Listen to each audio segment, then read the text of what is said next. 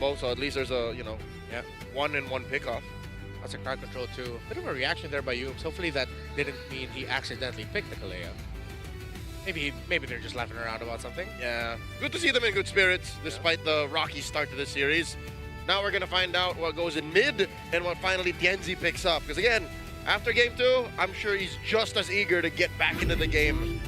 I like the joy here. Good. I'm trying to remember whose voice line that was. Yeah, I wouldn't launch. Lunox. Ooh, close range. Ooh, they need oh, they're still going to be going for all dive. Yeah. Yeah, that makes a lot of sense. Yeah. They have some way to scale a secondary win condition, a good means to punish the front line against their opponents, and then the Leomord finally at the end. Okay. So both of them have let out picks that they've been banning consistently. Aurora finally gets a Leomord. Meanwhile, Stormy finally gets his Farsa. Innocent, what are you going to pick? Is it going to be a carry or a fighter? CC has been banned. Sora's out of here. Did you Ruby? carry or Claude? I think you just take Claude. Yep. At this point, just call it a day, pick Claude, and Innocent just play perfect. You'll win us the game. Which, I mean, isn't a tough task for Innocent. Asking Innocent to play perfect is like asking any of us to breathe. It's like, yeah, sure. I'm thinking it's still a fighter side lane. It looks like it is. X-Borg is Round 2. Final pick. Oh, and I like it because there's really no one to force him to do a little front flip. Yep. Yeah. I mean, No one quickly. No, you know what I mean? It's very honest. I mean, the Freya potentially can break it open, but it really just goes down to two things. Who's going to get the first blood of this game? Who gets first turtle? That's going to tell us everything we need to know because the counter index is still leaning towards the side of Aurora, and even their lineup rating is better. Yeah, early to late potential, even damage, survivability, pushability leads just a little bit more towards Aurora. But fire off in the comment section wherever you're watching. Who do you think has a better lineup here? SRG or Aurora? Real quick, Gideon, SRG Aurora. SRG for me. Leo? Oh, I'm on behalf of all of the fans calling them Bizim Çocuklar Aurora. Man, you are learning Turkish fast this broadcast. Welcome to game number 3. Mirko and Trex, I'm gonna loop you in. What do you guys think about the draft? Thank you so much, panel. Yeah, I don't know. I really like that expert pick. That's number 1. And also, the reason we don't see carrier Claude is because Aura Gaming wanted the carry Claude. They wanted to have the Freya to go up against that. It's a really good matchup for the Freya. I think if they went Claude, it would have been cooked. If they went Claude, I definitely think they would have been cooked. I was expecting something maybe like a Ruby to kind of slow down the enemies. It goes great with the YSS, but still the X-Borg is phenomenal against all of these fighters, all of these divers. My worry for SRG is, yes, they have some CC, they have some crowd control, but is it going to be enough to kind of stiff arm the possible dive from Aurora Gaming? If Aurora Gaming can pounce correctly in these fights, that's going to be their objective here, right? Definitely. They need to find those big sets. And honestly, Pagu, whenever he's on the Grok, it just seems like it's inevitable. They have the mid-prio as well. Remember the matchup head-to-head that we were talking about last game. Lunox now is 4-0 against the Farsa, thanks to Stormy and SRG's comeback in game number 2. So Rosa definitely, trying to tear a page out of Selangor Red Giants' book, but also, this is a very similar composition to what we saw in the Swiss stage. Alter Ego beat Aurora Gaming with the Freya Leomord in their first match at M7. Tienzi. Tienzi being aggressive. This is what I was wondering. Are we going to see Aurora Gaming get as aggressive as they were in the past? Purple buff does go into the hands of Tienzi. Out comes the Phantom Steed. Stormy going to try to get involved here. Doesn't have level 4. Tienzi re-engages. Just as aggressive as he was on the Assassins as he is now on this Leomord. A fighter is an assassin with more HP, baby. And he's got Barbiel, even more mobility, technically. So, hey, if we're talking about, hold on, they want to just keep on going. They're bullying these guys again, dude. Not level 4. This is a free turtle for sure. But if we're talking Leomord, the first guy to do it technically was him, and I was at M4 actually. Way back. Incendio Supremacy days. Right? Yes, sir. Yes, sir. Big Tigreal Barbiel play. Yep. And yeah, it's free turtle. Sigibooms right there, but they will be able to use the last Insanity for Innocent to get away there. Oh, interesting. They even commit a feather airstrike there, trying to take away the gold camp, but now it's, again, just Tienzi walking up, stealing camps away, really trying to suffocate Skies in this matchup. Phantom Steed knows there's no flicker on Stormy.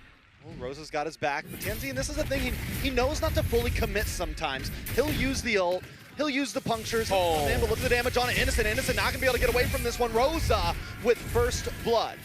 That's the thing about using the last Insanity defensively. It takes a while for you to get the Faraga armor back, especially in the early game here. So Aurora Gaming, really good punish up top. The rotation was clean, and even just the feint there with Tianzi already using Phantom Steed. It puts Selangor Red Giants into a false sense of security. They were like, oh, there's no way they would dive. You know, the Phantom Steed is down. That airstrike does come down, but Tianzi doesn't care. He just wants his purple. You said they were denying. They are starving Sekais right now. More damage lands on a Cram. Cram trying to come help out, but Aurora Gaming got what they came for. They quickly back off. Lunar going to be able to use the Consecration, go through this tower to safety. Oh, up top. Whoa. Oops, solo kill? No. Innocent flickers out. He's good.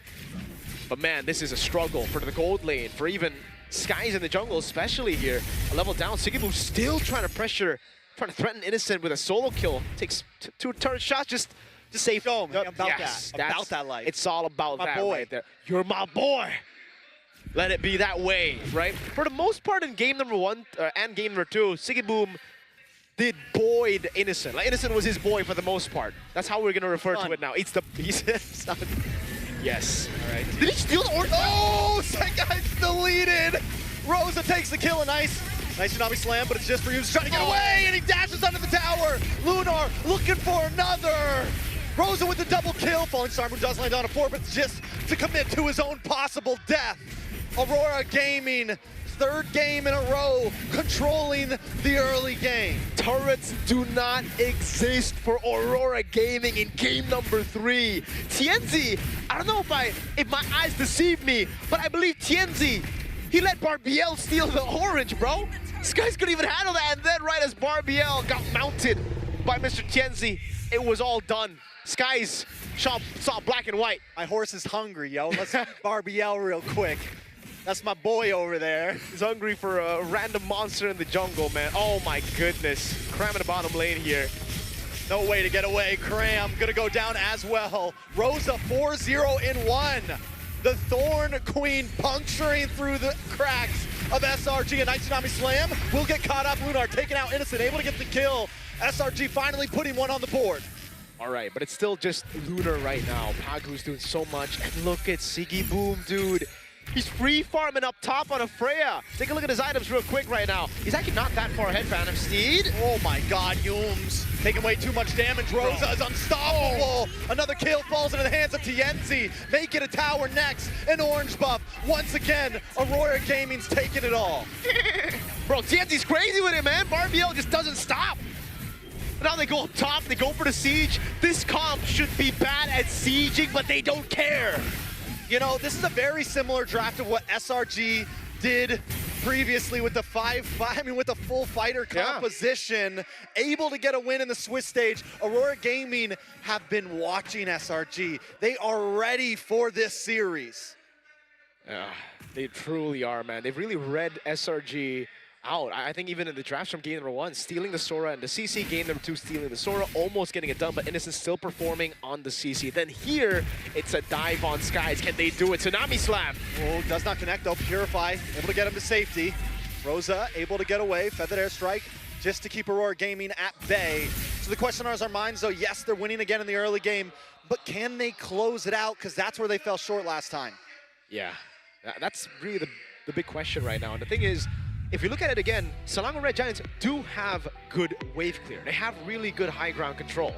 On the other side, sieging should be difficult. Again, it isn't that difficult if you're able to take these members down, but now it's really all about baiting Selangor Red Giants into these fights and not getting caught. I think a big part of game number 2 as to how they lost it and how SRG were able to climb back into the game was the fact that Yums, even though he's missing a lot, he found the correct play. Just one, Way the Dragon, got them back to a more confident position. And then the domino effect, bro. Right after that, Sigiboom fell as well. And I think that's something that he's gonna have to learn if they want to close out game number 3 here. Yeah, they got to know how to approach it, right? They need to stay aggressive, but also not too aggressive, right? It's a very thin line there that they have to be able to tiptoe. What I will say Don't get too loco, Holmes. I will say this. Carlito, calm down, man. Calm down. Don't do it again. Aurora Gaming in control here. They are taking a lot more this time, though, right? I mean, we're seeing them steal buffs. Yeah. Them steal We're everything. like, game number 2 wasn't enough. It wasn't enough. We gotta starve Skies even more. Even feeding stuff to Barbiel. Yeah, if RBL gets some, at this point, They might is it start feeding their Pagu? minions. They might actually do that. I don't think that's possible. Not a mechanic yet.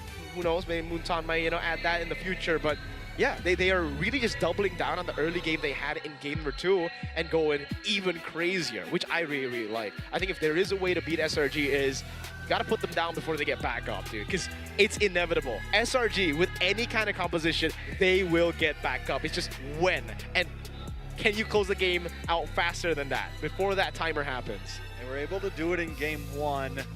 If they're able to win this game, it puts them at match point. It puts them at a huge advantage because how these games are going back and forth. At this point, whoever gets to match point first might just steal it away. Now, onto the topic of SRG. Yes, they're behind here. Do we think that they're at a clock like they were last game, where it's like late game, or is this still redeemable around First Lord, things like that? I think they are on a clock. They do have really good scaling still, but the thing is they will struggle to close out the game later on as long as SRG played safe. Again, they have really good clear, and once we get to the late game, as long as they're able to delay a few of those Lords from getting a base turret, then they should be able to turn things around in those big fights. But again, at the end of the day, it's defense versus offense. Like for SRG, it really comes down to, especially with the lead that Aurora have right now, playing inside of their base. Xborg, Yisun, Shi, and Farsa. They have to try to clear it. Yeah, so big picture here. Big picture. Big picture. Aurora Gaming has the capabilities to do it. SRG, I don't think it's like end game clock, but they definitely need to be careful because with the aggression that Aurora continues to bring, if they do get caught off too much, I don't think Aurora Gaming's gonna let what happened last time happen again. Yeah. Thing is though, Selangor Red Giants have a way to force that on you. It's like, Giants. you don't want it, but Selangor Red Giants are like, bro, I don't care. You gotta take it. And sometimes you gotta take it like a good boy. Phantom Steed again, Barbiel went over to the turtle. And it's a defensive last insanity. They have good ways to disengage. So they still can actually hover around these neutral objectives. They don't need to give it for free. They can still hover, try to look for a play. If they can't, then they're like, okay, last insanity, flicker out, that's it. I know we talked well about the Xborg, but at this point, another game with Innocent on it, I feel like we don't get to see any aggressive last insanities. Yeah. They're all used defensively. Innocent, he was able to pop off with that CC last game. He's never gonna really have the opportunity to pop off here. Yeah, it gets really tough because of the ganks, and Aurora Gaming have consistently been able to do this. They've actually outperformed Sky, Stormy, and Yums in the trio mid.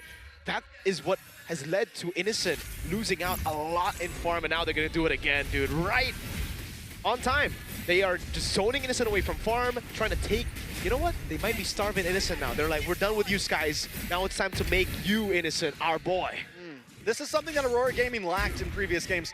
Converting kills, converting gold into towers. This time they are cutting lanes. They are quickly moving things forward and a huge knockup. Set guys trying to get away, but TNZ picks it up once again. Yum's in a bad spot as well, up against Siggy Boom. Rock's gonna make his way up. Should be able to escape, but still Aurora Gaming, 6K gold lead. Yeah, never mind. Aurora Gaming, usually it's like, I take the territory and then you have to move somewhere. But even when Selangor Red Giants try to reclaim some territory, Aurora Gaming were there and they're like, yeah, no, that's not gonna happen. Innocent in the bottom lane, we bullied him. You're not going to get space, not at all. And even if you do, we're gonna take you down. So it's a bad trade in the end, a turret tier 1. Oh, look at that damage, my guy. What is that damage? Oh, my Lord! Here comes TNZ as well. Another tower is going to drop here. Innocent trying to defend, trying to get some damage off. He doesn't have the frog armor. He's in a bad spot. Tsunami slam, but it's right into all members of Aurora Gaming. And SRG are shattering right now. Set Guys drops next as Siggy Boom pops off. TNZ survived that! He got caught in the flicker tsunami slam, brought right into the mountain shocker, but it wasn't enough though. Innocent! He's an assassin with more health bar. And they dive in. Lunar takes out Innocent. Lunar takes out Stormy. Lunar with the double kill. And a Lord is coming soon. Aurora Gaming are stomping Selangor Red Giants. Nice steal, Pagu. Lord slain by Pagu. That's going to be a stat later on. I don't know how we're going to figure that out, but Pagu's going to have one Lord in the stat sheet. They don't care about turrets. This is an assassin with more HP. They've done it. They went in, and man, Aurora Gaming looks so good this game. It really looks like they should be able to get more. But remember, wave clear is still really good. Again, Flicker Tsunami Slam right into the Mountain Shocker, and Tienzi's just sitting there saying, nah, bruh. I'm an assassin with more HP, bro. I'm an assassin with more HP, You're bro. my boy. And then Uranus Lunar is just like, yeah, I'm Uranus, yo. Another purple buff. Lord coming soon, like a movie near you. Man, I don't know about this. SRG should still be able to clear it out. But, oh, the Holy Shield gets broken right before. Oh, Pagu makes the play. Siggy Boom jumping onto the back line as well as Rosa puts damage on SRG. The Lord cracks through the base in the face of Aurora Gaming. SRG trying to defend. Usually you see teams knock on the door. They're barging through. And there's no way to do it. Aurora Gaming, look the Giants in the eye and tell them match point. A shocker. Who gets to match point first? It is Aurora Gaming who do it.